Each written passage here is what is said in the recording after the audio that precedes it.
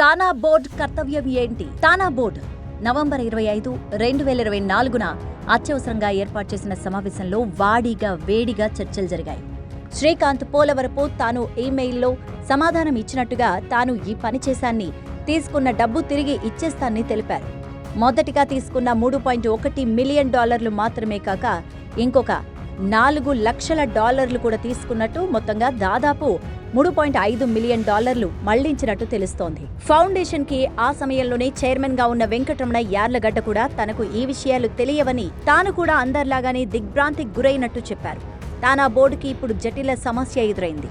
నిధులు మళ్లించిన వ్యక్తి తన తప్పు ఒప్పుకోవడంతో పాటు ఏ విధంగా అందర్నీ ఇంతకాలం మభ్యపరుస్తూ వచ్చారో తెలియడంతో కొంత ఉపశమనం కలిగినా తీసుకున్న డబ్బుని ఎలా వెనక్కి తీసుకురావాలి, ఇవ్వలేకపోతే ఏం చేయాలి అనేవి ఇప్పుడు ప్రధాన సమస్యలు. అంతేకాదు, క్రిందటి సంవత్సరం కోర్టుకెళ్లిన తగాదాల వల్ల మసకబారిన తానా ఇమేజ్ నుంచి ఇప్పుడిప్పుడే బయటపడుతున్న తరుణంలో జరిగిన ఈ విపత్తు నుంచి తానా ఇమేజ్ని ఎలా కాపాడాలి, సభ్యులకు, తెలుగు కమ్యూనిటీకి ఏ విధంగా సమాధానం చెప్పాలి, ఇలాంటి తప్పులు జరగకుండా సంస్థలో ఎలాంటి చర్యలు తీసుకోవాలి.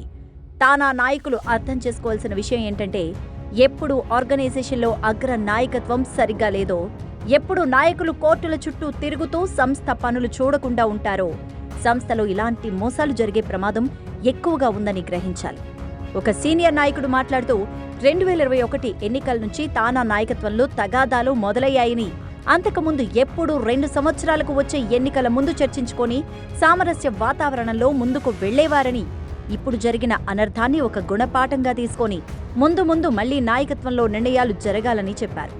ఇప్పుడు కూడా నిధులు మళ్లించిన వ్యక్తి మీద క్రిమినల్ చర్యలు తీసుకోవడం, కోర్టు ద్వారా డబ్బు వెనక్కి వచ్చే మార్గాలు చూడడం, అన్నింటికంటే ముఖ్యంగా ముందు ఇలాంటి పనులు జరగకుండా సంస్థ విధి విధానాలలో మార్పులు చేయడం చాలా అవసరమంటూ అందరూ చెప్తున్నారు.